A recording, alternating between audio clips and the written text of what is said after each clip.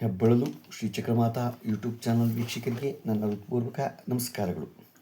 ಸುಭಾಷಿತ: ಹಸಿವಿನಿಂದ ಇರುವ ಹೊಟ್ಟೆ, ಖಾಲಿ ಇರುವ ಜೇಬು, ಒಡೆದು ಹೋಗಿರುವ ಮನಸ್ಸು, ಈ ಮೂರು ಜೀವನದಲ್ಲಿ ಬಹಳ ಪಾಠಗಳನ್ನು ಕಲಿಸುತ್ತವೆ. ಹಸಿವಿನಿಂದ ಇರುವ ಹೊಟ್ಟೆ, ಖಾಲಿ ಇರುವ ಜೇಬು, ಒಡೆದು ಹೋಗಿರುವ ಮನಸ್ಸು, ಈ ಮೂರು ಜೀವನದಲ್ಲಿ ಬಹಳ ಪಾಠಗಳನ್ನು ಕಲಿಸುತ್ತದೆ ಅಲ್ವಾ? ನಿಜವಾಗಲೂ ಕಲಿಸುತ್ತೆ. ಇವತ್ತು ನಾವು ಶಿವಲಿಂಗಕ್ಕೆ ಅರ್ಧ ಪ್ರದಕ್ಷಿಣೆಯನ್ನು ಏಕೆ ಹಾಕುತ್ತೇವೆ ಅಂತ ತಿಳ್ಕೊಳ್ಳೋಣ. ಪಾಣಿಪೀಠದಿಂದ ಉತ್ತರ ದಿಕ್ಕಿನ ಕಡೆಗೆ ಮಂದಿರದ ವಿಸ್ತಾರವಾದ ಕೊನೆಯವರೆಗೆ ಹೋಗುವ ಹರಿವಾಳಕ್ಕೆ ಸೋಮಸೂತ್ರವೆನ್ನುತ್ತಾರೆ. ಶಿವಲಿಂಗದ ಎದುರು ನಿಂತಾಗ ಬಲಬದಿಗೆ ಅಭಿಷೇಕದ ನೀರು ಹೋಗುವ ಹರಿನಾಳವಿರುತ್ತದೆ. ಪ್ರದಕ್ಷಿಣೆಯ ಮಾರ್ಗವು ಅಲ್ಲಿಂದ ಆರಂಭವಾಗುತ್ತದೆ. ಪ್ರದಕ್ಷಿಣೆ ಹಾಕುವಾಗ ಹರಿನಾಳದಿಂದ ಆರಂಭಿಸಿ ತಮ್ಮ ಎಡಬದಿಯಿಂದ ಹರಿವಾಳದ ಇನ್ನೊಂದು ಬದಿಯವರೆಗೂ ಹೋಗಬೇಕು. ನಂತರ ಹರಿನಾಳವನ್ನು ದಾಟದೆ ಹಿಂತಿರುಗಿ ಪುನಃ ಹರಿನಾಳದ ಮೊದಲು ಬದಿಯವರೆಗೆ ಬಂದು ಪ್ರದಕ್ಷಿಣೆ ಪೂರ್ಣಗೊಳಿಸಬೇಕು.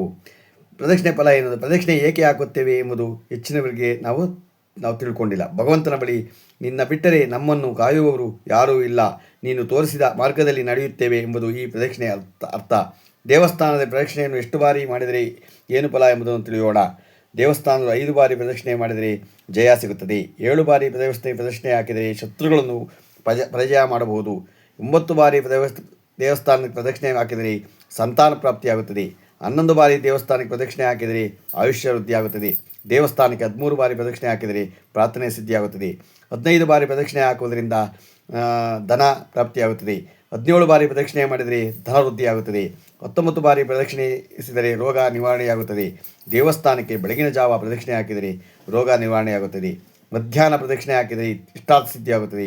ಸಂಜೆಯ ಸಮಯದಲ್ಲಿ ಪ್ರದಕ್ಷಿಣೆ ಮಾಡೋದರಿಂದ ಪಾಪ ದೂರವಾಗುತ್ತದೆ. ರಾತ್ರಿ ದೇವಸ್ಥಾನಕ್ಕೆ ಪ್ರದಕ್ಷಿಣೆ ಹಾಕಿದರೆ ಮೋಕ್ಷ ಸಿದ್ಧಿಯಾಗುತ್ತದೆ. ದೇವರಿಗೆ ತೆಂಗಿನಕಾಯಿಯನ್ನು ಹೊಡೆಯುವುದರಿಂದ ಉದ್ದೇಶವೇನು ಅಂದರೆ, ಸಾಮಾನ್ಯ ಆಚರಣೆಯಿಂದಿರುವ ಅಸಾಮಾನ್ಯ ಅಧ್ಯಾತ್ಮ ಸನಾತನ ಧರ್ಮವನ್ನು ಜಾಡು ಹಿಡಿದು ಹೊರಟರೆ ದೇವರನ್ನು ಬಿಟ್ಟು ಯಾವ ಆಚರಣೆಯೂ ಇಲ್ಲ ಅನ್ನುವುದಕ್ಕೆ ಇದೊಂದು ನಿದರ್ಶನ. ಮನುಷ್ಯನ ದೇಹದಲ್ಲಿ 7 ಸಮುದ್ರಗಳಿವೆ.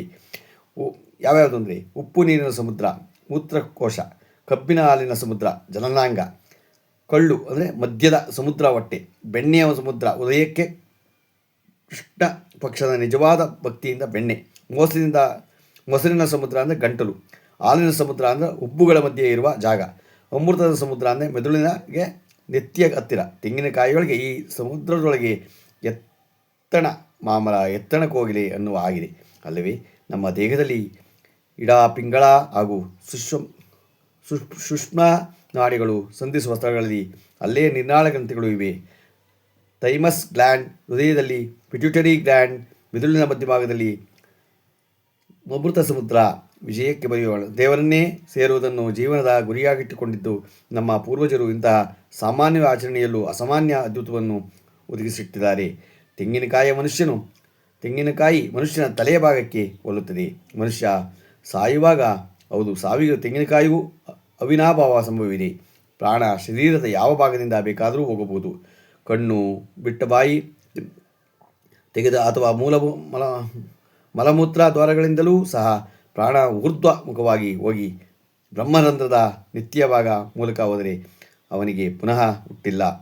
ಅದೇ ಅಮೃತದ ಸಮುದ್ರ ಅಂತಹ ದೇವ ಶಾಶ್ವತವಾಗಿ ಪರಮಾತ್ಮನನ್ನು ಸೇರುತ್ತದೆ. ಒಮ್ಮೆ ಒಡೆದ ತೆಂಗಿನಕಾಯಿ ಮತ್ತೆ ಹುಟ್ಟಿದ್ದುಂಟೆ.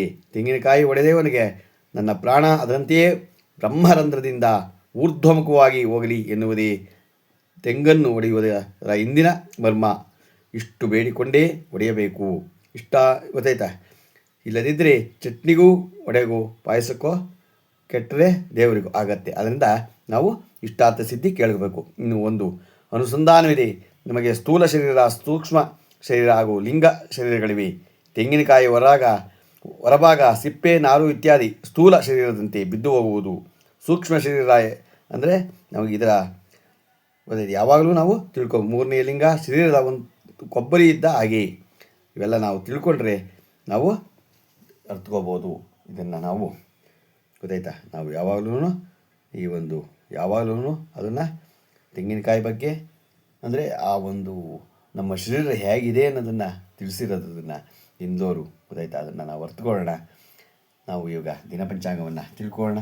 ದಿನಾಂಕ 22/2/2026 ಭಾನುವಾರ, ಶ್ರೀ ವಿಶ್ವಾವಸುನಾಮ ಸಂವತ್ಸರ, ಉತ್ತರಾಯಣ, ಶ್ರೀ ಋತು ಮಾಲ್ಗುಣ ಮಾಸ, ಶುಕ್ಲಪಕ್ಷ, ತಿಥಿ ಪಂಚಮಿ, ಹಗಲು 11:58, ನಕ್ಷತ್ರ ಅಶ್ವಿನಿ, ಸಾಯಂಕಾಲ 6:49, ಮಳೆ ಶತಬೀಷ 2ನೇ ಪಾದ. ರಾಹುಕಾಲ 5 ಗಂಟೆ 3ರಿಂದ 6:31. ಗುಳಿಕ ಕಾಲ 3:34ರಿಂದ 5:03.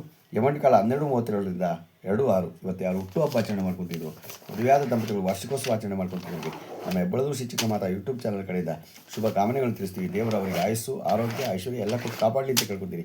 ನಮ್ಮ ಹೆಬ್ಬಳದೂರು ಶ್ರೀ ಚಿಕ್ಕಮಾತಾ ಯೂಟ್ಯೂಬ್ ಚಾನಲ್ ಯಾರು ಸಬ್ಸ್ಕ್ರೈಬ್ ಆಗಲು ದಯಮಾಡಿ ಸಬ್ಸ್ಕ್ರೈಬ್ ಆಗಿ, ಲೈಕ್ ಕೊಡಿ. ಇದು ನಿಮ್ಮದೇ ಚಾನಲ್ ಆಗಿರೋದ್ರಿಂದ ನಮ್ಮ ಲಿಂಕನ್ನು ಬೇರೆ ಫಾರ್ವರ್ಡ್ ಮಾಡಿ. ನಮಸ್ಕಾರಗಳು.